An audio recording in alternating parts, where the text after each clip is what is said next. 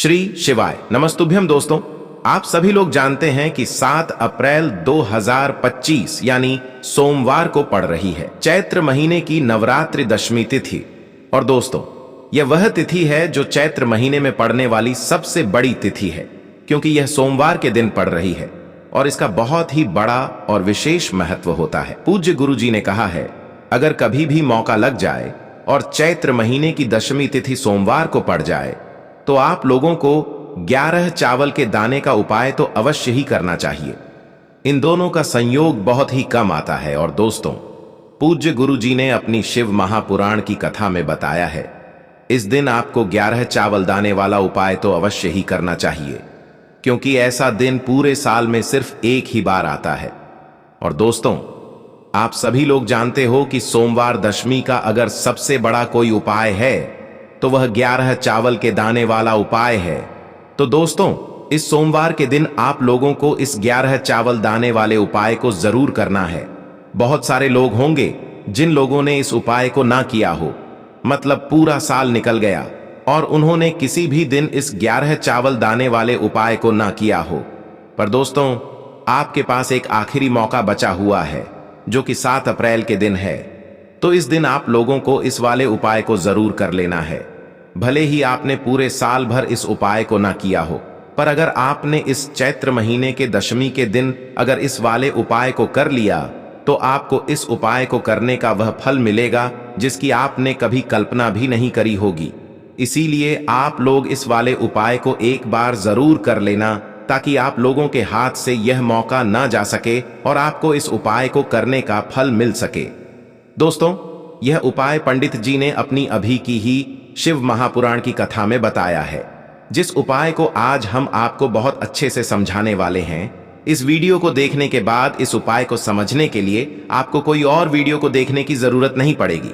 तो चलिए दोस्तों, उपाय को शुरू करते हैं। देखिए, यह इस चैत्र महीने के सोमवार के दिन यह इतना खास होता है, इतना महत्वपूर्ण होता है। देखा गया है कभी कभी बड़े बड़े पूजा पाठ अनुष्ठान से जो मनोकामना पूर्ण नहीं होते, वह इस चैत्र महीने के दशमी के दिन एक छोटे से उपाय करने से ही आपकी मनोकामना पूर्ण हो जाती है। और बहुत सारे लोगों ने इस उपाय को किया भी है और उनको इस उपाय को करने का फल भी जरूर मिला है। अगर आप लोग भी इस उपाय को सोमवार दशमी के दिन करना चाहते हैं तो आप इस उपाय को पहले अच्छे से समझ लेना, सुन लेना, उसके बाद करना। आपको इस उपाय का फल जरूर मिलेगा। और इस उपाय को कर लेने से आपके घर में चाहे किसी भी प्रकार की दुख और समस्या क्यों ना चल रही हो, आपको उसका कारण भी नहीं पता है कि भाई यह समस्या किस कारण से चल रही है। उसका कुछ भी कारण हो सकता है, जैसे पितृदोष हो सकता है या किसी भी तरह का मंगल दोष भी हो सकता है। तो इस दिन आप लोगों को यह वाला उपाय कर लेना है। यह एक ऐसा उपाय है जिस उपाय को अगर किसी विशेष दिन पर किया जाए तो भाई उस विशेष दिन का जो है वह तो हमें मिलता ही मिलता है, पर हमने उस दिन पर इस उपाय को किया है तो हमें उससे भी बड़ा फल मिलता है। और फल बहुत जल्दी मिलता है, क्योंकि आप इस उपाय को बहुत ही बड़े और विशेष दिन पर कर रहे हो। तो चलिए अब उपाय के बारे में बात करते हैं, लेकिन उससे पहले आप लोगों को यह जानना आवश्यक है कि आखिर यह उपाय किस समय करना है, किसको करना है और कैसे करना है। तो चलिए हम आगे आपको वीडियो में एक एक करके बता देते हैं। लेकिन उससे पहले अगर आप लोग हमारे चैनल पर नए हैं तो हमारे चैनल को सब्सक्राइब कर लेना और इस वीडियो को लाइक करके कमेंट बॉक्स में श्री शिवाय नमस्तुभ्यम ओम नमः शिवाय जरूर टाइप कर देना। और अपने फायदे के लिए, गरीबी दूर करने के लिए इस वीडियो को पूरा देख कर जाना, तभी आपको लाभ की प्राप्ति होगी। यदि आज आपने वीडियो को बीच बीच में से देखा, काट काट कर देखा, तो आपको जीवन में कभी सफलता हासिल भी नहीं होगी।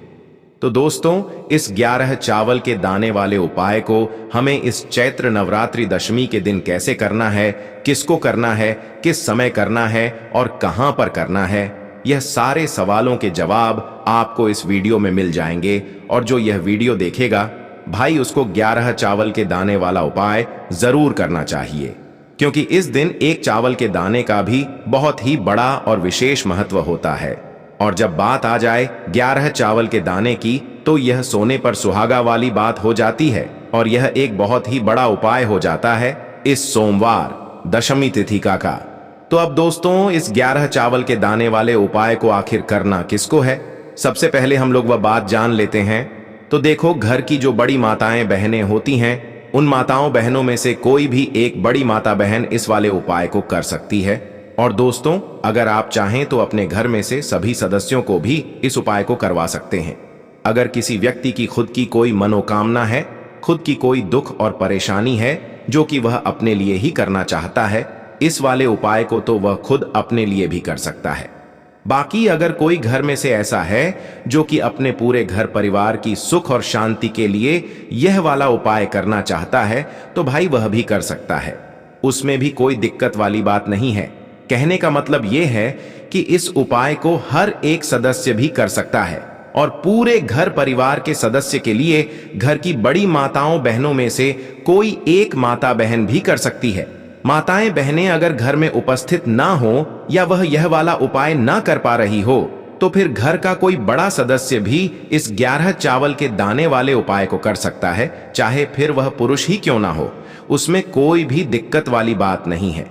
अब दोस्तों, इस 11 चावल के दाने वाले उपाय को हमें करना कहां पर है?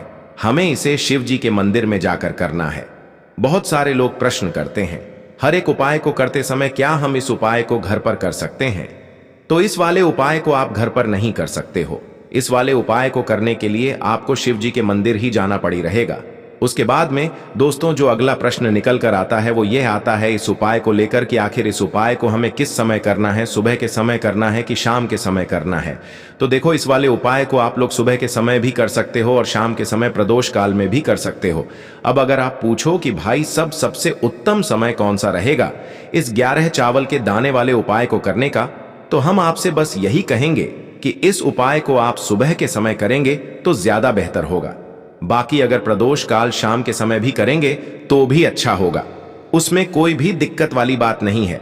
तो अब दोस्तों, जो अगली सबसे बड़ी और महत्वपूर्ण बात आती है वह यह आती है कि सुबह अगर हम उपाय को करेंगे तो हमें कितने बजे से लेकर कितने बजे तक के बीच में करना है, और शाम के समय प्रदोष काल में करेंगे तो हमें कितने बजे से लेकर कितने बजे के बीच में करना है। तो देखो, सुबह जितनी जल्दी हो सके आप उपाय को करने की कोशिश करना।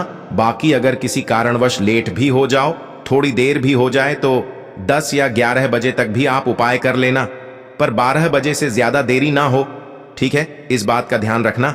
उसके बाद में दोस्तों, अगर शाम के समय प्रदोष काल की बात करें, प्रदोष काल का जो समय है होता है वह शाम के 6 बजे से शुरू हो जाता है। मतलब शाम के 6 बजे से लेकर 7 बजे के बीच का जो समय होता है, यह समय प्रदोष काल का समय होता है। पर अभी जो मौसम चल रहा है, इस मौसम में जो है शाम बहुत देरी से होती है, तो आप इस उपाय को 7 या 8 बजे के बीच में भी कर सकते हो। मतलब शाम के 6 बजे से रात 8 बजे के बीच में आप कभी भी इस वाले उपाय को कर सकते हो, उसमें कोई भी दिक्कत वाली बात नहीं है। अब दोस्तों, यहां पर इस उपाय को लेकर एक और सबसे बड़ी बात यह निकल कर आती है कि इस 11 चावल के दानों को हमें लेना कहां से होता है, और हमें इस उपाय को करने के साथ में क्या और कुछ भी सामग्री ऐसी होती है जो शिव जी के मंदिर लेकर जानी पर डिड़ती है। तो देखो, यहां पर हम आपको बता दें। सबसे पहले आप लोग यह जान लो कि यह जो 11 चावल के दाने वाला उपाय है, सिर्फ और सिर्फ आप उपाय की सामग्री लेकर कभी भी शिव जी के मंदिर मत जाना, क्योंकि हमें भगवान के सामने यह नहीं दर्शाना है कि अगर हम भगवान शिव जी के मंदिर आए हैं तो अपने फायदे के लिए आए हैं। तो इसलिए जो भी पूजन सामग्री है, उपाय सामग्री है, 11 चावल के दाने, इसके साथ में आपको पूजन सामग्री भी जरूर लेकर जाना है। देखो, अगर सुबह के समय उपाय कर रहे हो तो सीधी सी बात है, एक लोटा जल तो आप लेकर जाओगे ही जाओगे। वहीं एक लोटा जल अगर मिट्टी का जल हो तो बहुत अच्छा रहेगा। मिट्टी का जल कैसे बनाया जाता है, इसके लिए हमने पहले से बहुत सारी वीडियोस बना दी है आपके पास। इस दिन एक आखिरी मौका रहेगा मिट्टी का जल शिव जी पर चढ़ाने का और उपाय को करने का। बहुत बड़ा आपको इस दिन फल मिलेगा। तो इसलिए इस दिन हो सके तो भाई मिट्टी का जल चढ़ाना, तो अपने साथ में कम से कम एक लोटा जल तो आपको लेकर जाना ही जाना है। अगर मिट्टी का जल नहीं है तो घर का जल भी आप इस्तेमाल कर सकते हो। इसके अलावा जो भी पूजन सामग्री है, देखो 11 चावल के दाने यह अलग आपके रहेंगे और जो आपकी पूजन सामग्री रहेगी वह अलग रहेगी। पूजन सामग्री में आप जो भी चीज लेकर जाना चाहे वह लेकर जा सकते हैं, उसमें कोई भी दिक्कत वाली बात नहीं है। वहीं अगर हम बात करें शाम के समय की, तो शाम के समय शिव जी पर जल नहीं चढ़ता है, इसीलिए शाम के समय आप लोग एक दीपक तैयार कर लें जो कि गोल बत्ती का, आटे का, शुद्ध देसी गाय का घी का होगा, है ना। इस बात का आप लोगों को ध्यान रखना है और इस दीपक को आपको घर से जलाकर नहीं लेकर जाना है, भगवान शिव जी के मंदिर में जाकर ही जलाना है। इस बात का भी आप लोगों को ध्यान रखना है। अब दोस्तों, यहां पर हमें इस बात को समझना है कि यह 11 चावल के दाने हमें लेना कहां से है। क्या हमें दुकान से लेकर आना है, या हमें अपने घर से लेना है, या कहां से लेकर आना है, और कौन से चावल लेना है, क्योंकि चावल भी बहुत प्रकार के होते हैं। तो देखो, इन सभी सवालों के जवाब आप लोग एक बात में सुन लो कि भाई ये जो उपाय है, इस उपाय में आपको यह नहीं देखना है कि भाई कौन से चावल है, कौन से चावल नहीं है। बस जो भी चावल ले रहे हो वह चावल का दाना सबूत होना चाहिए, मतलब साबुत होना चाहिए, टूटा हुआ नहीं होना चाहिए, कटा पिटा नहीं होना चाहिए। ये बात आपको ध्यान रखना है। बाकी आपका चावल बासमती हो या सादा चावल हो या कोई सा भी चावल हो, उसमें कोई भी दिक्कत वाली बात नहीं है। तो सीधी सी बात है कि आपके घर के रसोई घर में जहां पर आप भोजन बनाते हो, वहां पर जो भी चावल आपके उपस्थित हो, उन चावलों में से अपनी एक कटोरी भर लेना या एक मुट्ठी चावल अलग से निकाल कर रख लेना, क्योंकि हम 11 चावल ही यहां पर इस उपाय में लेने वाले हैं, तो हमें यह चावल के दाने गिनकर निकालने पर डरेंगे। इस बात का आप लोगों को ध्यान रखना है। तो अपने उस चावल की कटोरी में से या चावल में से 11 ऐसे चावल के दाने आप लोग निकाल लो जो कि टूटे हुए ना हो, कटे पिटे ना हो, जिनमें कोई दाग ना लगा हुआ हो, है ना। अच्छे साबुत चावल के दाने 11 दाने आप लोग निकाल कर रख लो और इन्हें किसी भी एक कागज की पुड़िया में या किसी एक छोटी सी कटोरी में आप लोग रख लो, ताकि यह सुरक्षित रहे, आपके एक भी चावल का दाना इधर उधर ना हो और आपका उपाय भी पूरा अच्छे से हो जाए। तो भाई, जैसे ही आपका उपाय की जो सामग्री है 11 चावल के दाने यह तैयार हो जाते हैं, उसके बाद मैं आपको जो भी अपनी पूजन सामग्री है सुबह के समय कर रहे हो, तो एक लोटा जल या पूजन सामग्री जो लेकर जाना चाहो उसकी भी तैयारी कर लेना। और शाम के समय जा रहे हो तो भाई अपना जो दीपक है उसे तैयार कर लेना, ठीक है। और उपाय को करते समय शुद्धता का विशेष रूप से ध्यान रखना, ठीक है। सुबह सुबह स्नान करने के बाद ही उपाय को करने की आप लोग तैयारी करना। उसके बाद अगर शाम के समय की बात करें तो शाम के समय आपको स्नान करने की जरूरत नहीं है, पर शुद्धता का ध्यान रखना है। आपको स्नान तो नहीं करेंगे, आप हाथ मुंह धोकर भी इस वाले उपाय को शाम के समय प्रदोष काल में कर सकते हैं, इसमें कोई दिक्कत वाली बात नहीं है। तो आप अपने उपाय की पूरी सामग्री तैयार करके आपके पास ही में जो आपका शिव मंदिर हो वहां पर पहुंच जाइए। सबसे पहले शिव मंदिर में जाकर आप लोगों को उपाय नहीं करना है, पहले भगवान के दर्शन करना है, भगवान से आशीर्वाद प्राप्त करना है, फिर शिव जी के शिवलिंग के पास में आना है। शिवलिंग के पास में आने के बाद आप जो पूजन सामग्री लेकर आए हुए हैं, जैसे कि सुबह गए हुए होंगे, तो एक लोटा जल और जो भी पूजन सामग्री लेकर आए हैं आप उनसे भगवान शिव जी की पूजन कीजिए। सबसे पहले तो एक लोटा जल ही चढ़ेगा, उसके बाद में आपकी पूजन सामग्री चढ़ेगी।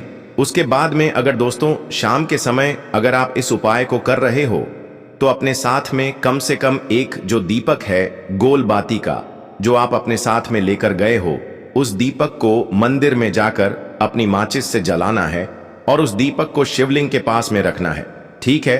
इस दीपक को रखने के बाद ही आप लोगों को अपना यह वाला उपाय शुरू करना है और दीपक को ज्यादा पास में मत रखना, वैसे भी गर्मी पड़ रही है, भगवान शिव जी को आंच नहीं लगनी चाहिए, है ना। तो भाई, जैसे ही आपकी पूजा अर्चना हो जाती है, आप भगवान शिव जी को प्रसन्न कर लेते हैं, उसके बाद में शिवलिंग के पास ही में आप कहीं पर बैठ जाइए, सामने या आसपास जिस जगह पर आपको बैठना हो वहां पर बैठ जाइए और अपने वह 11 चावल के दाने अपने सामने निकाल कर रख लीजिए, क्योंकि अब यहां पर उपाय को यहां पर करने की आपको तैयारी करना है।